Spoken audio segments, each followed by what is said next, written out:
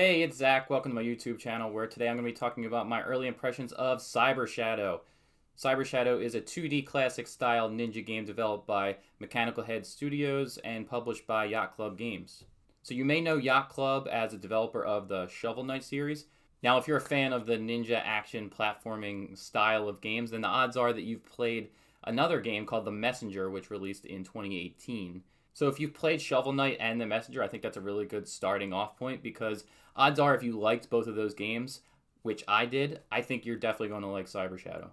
I recently played the first few hours of this game on my Twitch channel at Mr. Zach T, and today I'm going to show you some clips from that stream and give you some of my thoughts on the game so far. The first things I liked about this game were the graphics and the music. Right away you'll notice that classic 8-bit style and graphics, which work well and make it a good homage to the Ninja Gaiden series on NES. As I mentioned with The Messenger being another classic style ninja game that was released recently, there are bound to be some comparisons between the two games, but beyond that 2D ninja aspect, these are fairly different games. The Messenger involved a lot more platforming and exploration, and the story had a lot more humor. Cyber Shadow is much more of a serious sci-fi story, and a game that is truly all about the combat. You start with just the basic sword, and you work your way through some fairly linear 2D levels, each broken up by checkpoints, where you can spend coins you earn along the way to recharge your health, your special meter, and your special weapons. There's a lot of variation when it comes to the enemy designs and other hazards the game throws at you, which I liked. It never felt like I was just fighting the same old enemies, and you're constantly forced to learn how each new enemy attacks you. Speaking of this, Cyber Shadow is not easy, but it was a challenge that I welcomed. Again, you have to learn the tricks to avoiding getting hit by these different types of enemies along the way. I was definitely overwhelmed in some areas, but after a few tries I was able to figure out a strategy to get through that particular area.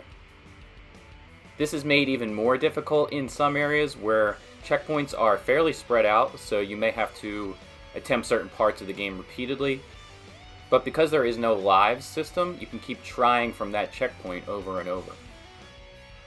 I like the setups of the levels with bosses at the end of each. Early bosses weren't too difficult. I actually found more trouble getting to the boss in some cases, but the difficulty of these bosses certainly increased as I progressed. But not in a cheap way. Each time I died, I felt confident that I would get closer to defeating it the next time. Also, luckily, there are checkpoints right before the bosses, so you can jump right back in if you die. As you progress, you unlock new weapons and skills that you'll find conveniently come in handy soon after you acquire them. For instance, gaining the ability to cling to walls is immediately necessary as you need it to progress to the next area.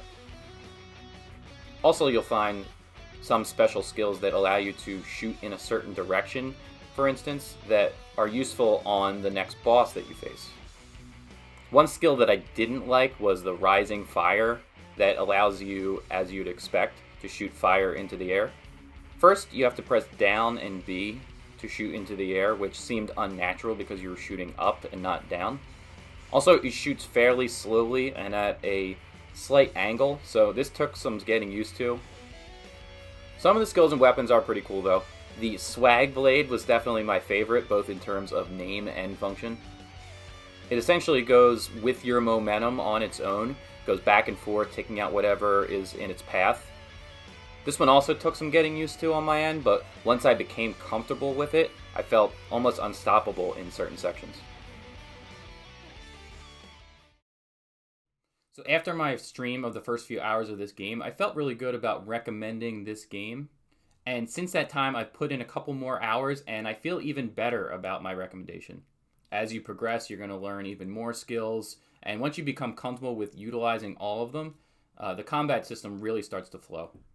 Unless you really don't like the classic aesthetic, or you're not really into the more difficult 2D style games, I think this one is worth a try.